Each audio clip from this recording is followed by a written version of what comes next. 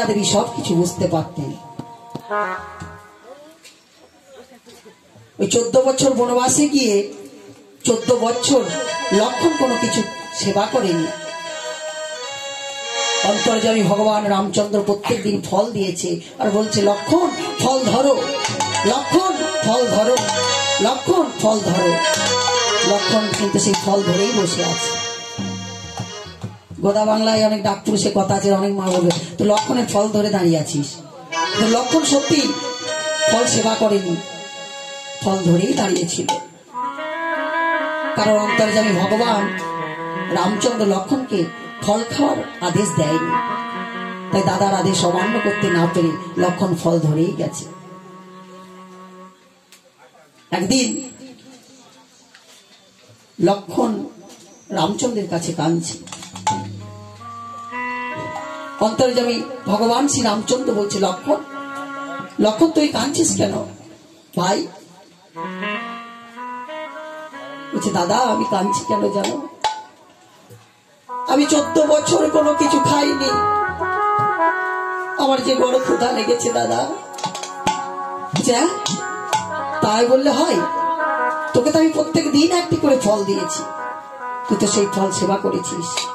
বলছে, না দাদা আমি ফল সেবা করিনি, এই 14 বছর তুমি যে ফল আমাকে প্রত্যেক দিন দিয়েছো সেই ফলগুলো আমি সব রেখে দিয়েছি। ওই দেখা ফলগুলো এনে দেখিয়েছি, কিন্তু মা সব ফল মিলে গেছে, 7 দিনের ফল মিলেনি। লক্ষণ এই তো 7টা ফল তুই খেয়েছিস ভাই। না দাদা 7 দিন তুমি আমাকে কোনো ফলই দাওনি, আমি তাহলে ফল খেলাম কি করে? যেদিন আমি শক্তিশীল বানকে যেদিন পড়েছিলাম সেদিন তুমি আমাকে কোনো ফল দাওনি দাদা।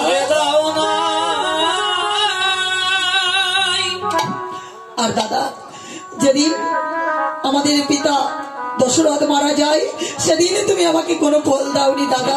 তুমি ফল দাও না। যেদিন রাম রাবণের যুদ্ধ হয়েছিল সেদিন তুমি আমাকে কোনো ফল দাওনি। এইভাবে দাদা দেখো দেখো 7 দিন তুমি আমাকে কোনো ফল দাওনি।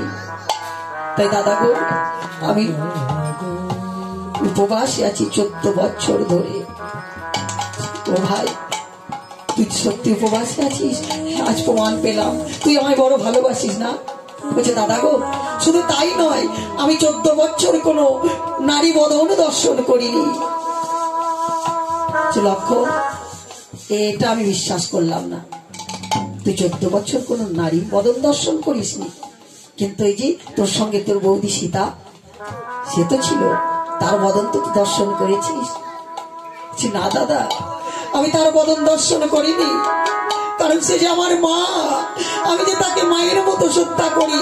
তাই দাদা গো আমি তার চরণে ছাড়া বদন দেখি নাই গো।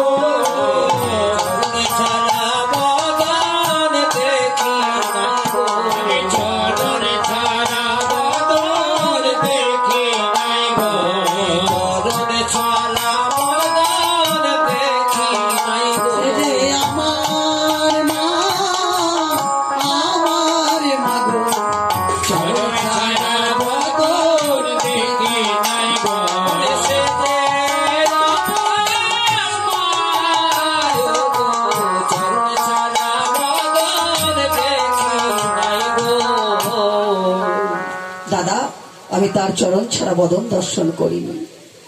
বলছি ঠিক আছে লক্ষণ, তোর মতো ভাই